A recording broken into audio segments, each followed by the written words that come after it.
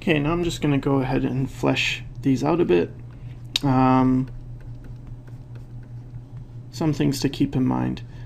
For the adult, the eyes are roughly halfway from the top of the head to the bottom of the chin. And as you get younger, that changes. So the eye line, instead of being in the middle, it gets lower. So for the 15 to 18-year-old, it's not going to be that different.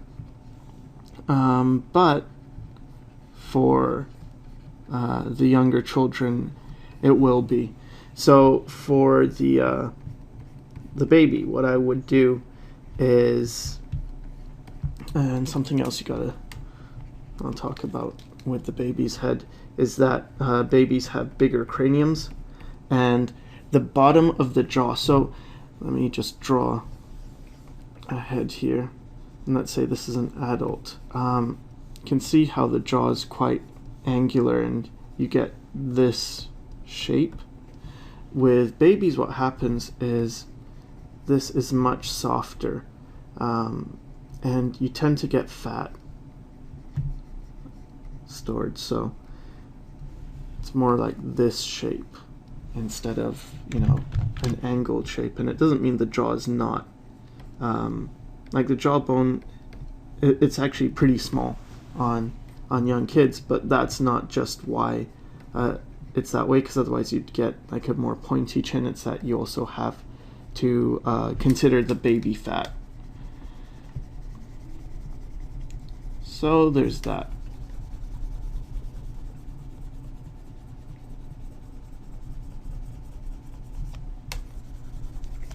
So I'm gonna do this baby, and so it's almost like more like a square, a boxy look when you're doing babies. And if you divide the face in half, then you just know the eyes are going to be not in the middle, but just below that. So you can put in roughly where the eyes go, and then where the nose goes in the mouth. And that's looking quite young. And get in, the ears.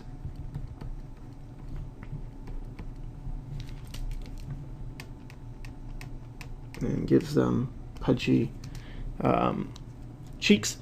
And really what you can do then is just look at the adult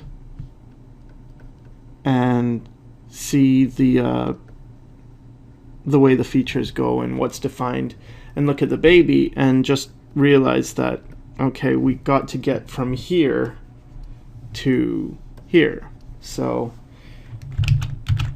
all these have got to be heading in that direction. So when you're drawing a 15-year-old, you know that, well, he's going to be more angular, and it's going to get progressively more angular.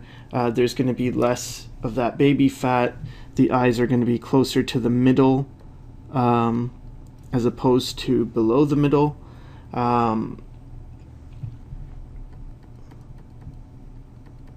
So that's what's going to help you. And then you don't really need to rely on specific tutorials so much, because it's more about you using your own knowledge rather to find out, how is this going to look? Why does it need to look this way? So in this case, I'm going to make the eyes start to get lower than halfway, so that when we get to this young kid, we've got the proportions that are much younger. For the jaw, it's going to get progressively rounder and less pronounced. Let's give this kid some ears. And what I like to do when I draw, and this is perhaps more just style, is I like to draw kids with pretty big ears, small nose, big eyes, but below the halfway line, small mouth. So that gives a sort of childish look, but that's just, you know, it's up to you because it's preference. And then the eyebrows for younger children, there's more of a space, especially with when you compare it to men. With men, you might have eyes where you have the eye itself, but then the eyebrow's pretty close. Whereas for children, you could have the eye, and then the eyebrows still can be pretty high up, and it can be more, you know, light, like softer. And another thing is when you draw older people, usually more of the iris is obscured, and usually the pupil is touching the top portion of the eyelid, the upper lid, whereas with really young babies, you can actually have it so the whole pupil is visible.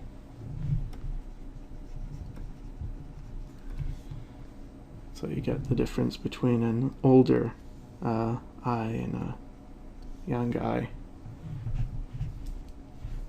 Okay, so for this one, so again, so I'm keeping in mind that, okay, there's going to be a bit less distance from the eyebrow to the eye as you get older, until when you have the adult, then can be lower. And again, these are just generalizations, so you got to find what works in the case of, you know, from person to person. It's not always going to be the same. And get some ears in.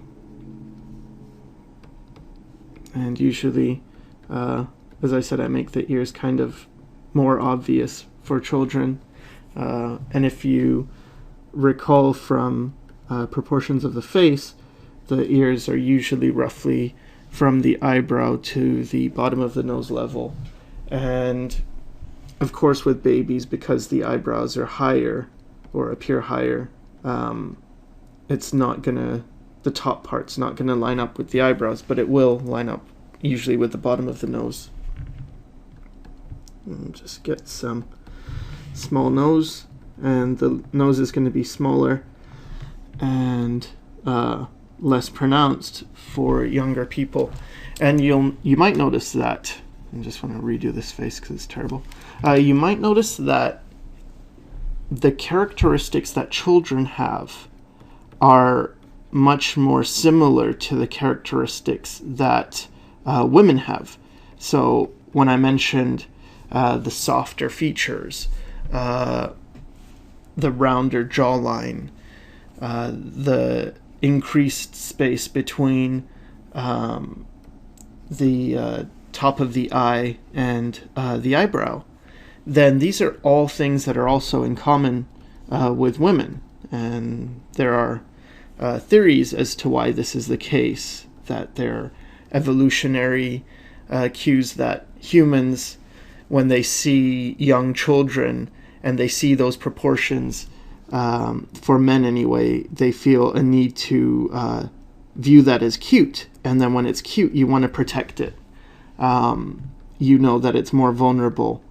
And if it's more, you know, angular, it seems more strong and less necessary to protect it. So, I don't know. It's just what I've heard. A theory. Okay, now for the neck. Let's see. Of course, for the male who is an adult, it's going to be thicker.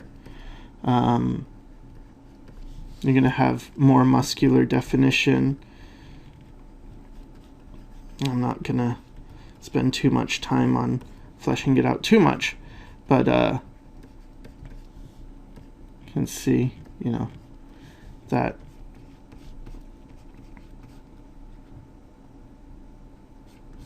it's definitely going to be more muscular than the other ages.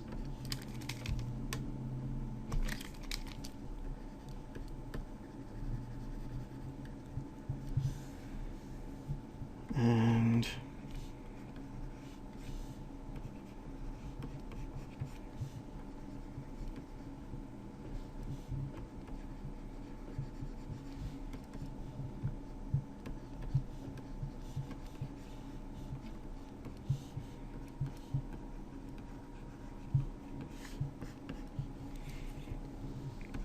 the thighs as well are going to be thicker.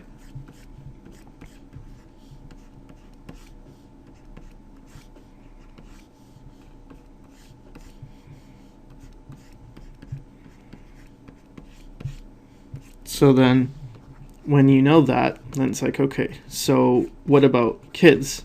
Younger people, it's going to be the opposite, right? So you can sort of do it that way. It's like, well, of course, so now the neck's going to be thinner. So when you're drawing younger kids, you think that way. You think, okay, the neck's going to be thinner.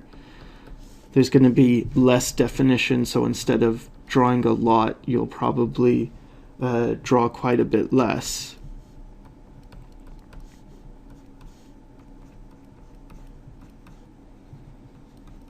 And this is what's going to give you the different age.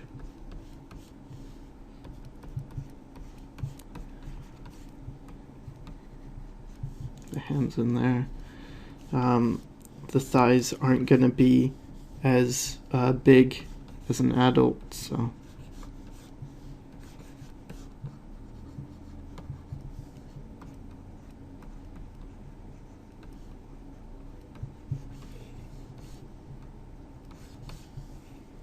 And same thing as you go younger.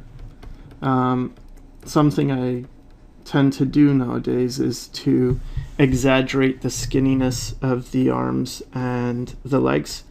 And one of the reasons for this is just, well, part of it is style, and the other thing is, what I noticed is I tend to make them too fat usually, or too thick.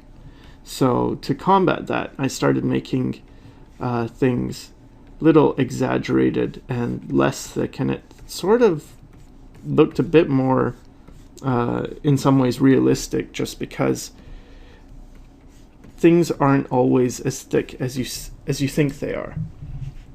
And so when I have like a really young kid, and this is exaggerating it perhaps a bit too much, but I'm okay with giving them pretty thin arms and legs. Now this is going to change though when you get closer to the baby, because babies have a lot of fat, so you can't just make them super skinny, because that will look pretty messed up. But you get a lot of skinny kids. I guess that's changing now, but when I was growing up, there's a lot of skinny kids. And you want to keep this slope of the shoulder a lot more smooth. So here with the adult, it's pretty, boxy. And then for the younger kid, the neck's going to be much more soft and delicate, and then that slope is going to be a little more soft as well.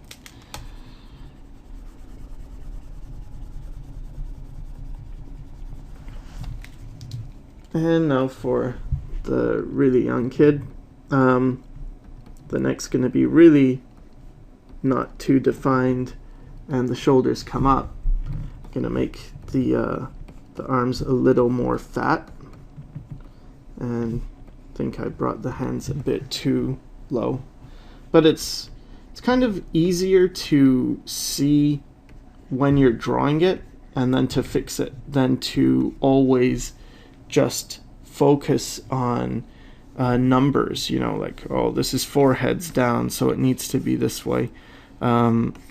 I think it's important to not underestimate your own eyes, and what you can see is wrong. And a lot of this will just resolve itself from practice. So you don't have to feel too bad if you can't nail proportions down really quick, because you'll get better at seeing the proportions. And as mentioned, for the baby, I'm even gonna just make it like this, so there's barely even any neck visible at this point. Everything's gonna be pretty pudgy and round, so my lines are a lot of these type of lines and less straight.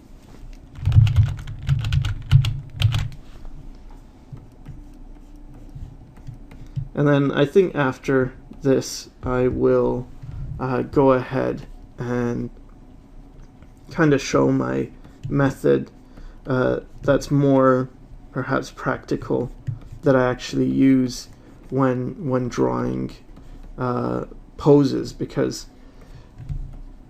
I've got this done, but so far there's not really any, there's not movement, and it's pretty unreasonable to think you would just draw like this all the time.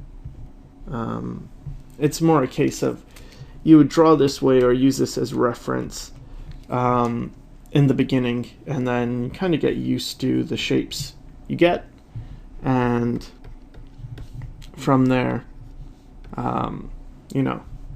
you just get better and better at not needing these kind of things.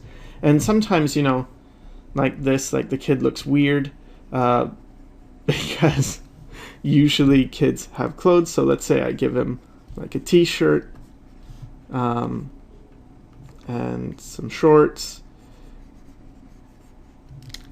Instantly it's gonna look more, I don't know, like a kid than just, I don't know.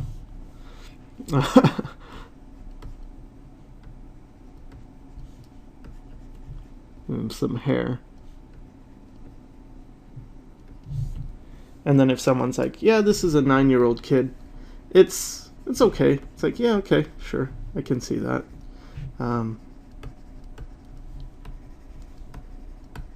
Just adding a bit of detail to his shirt. Make it have stripes.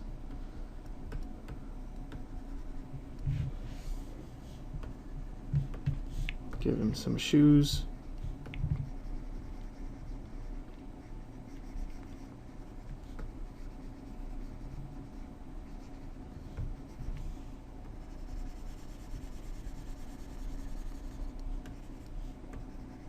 And so this is kind of, where you can go with it. You start off getting the proportions and it looks a bit odd at times, but then once you flesh it out, it makes a lot more sense.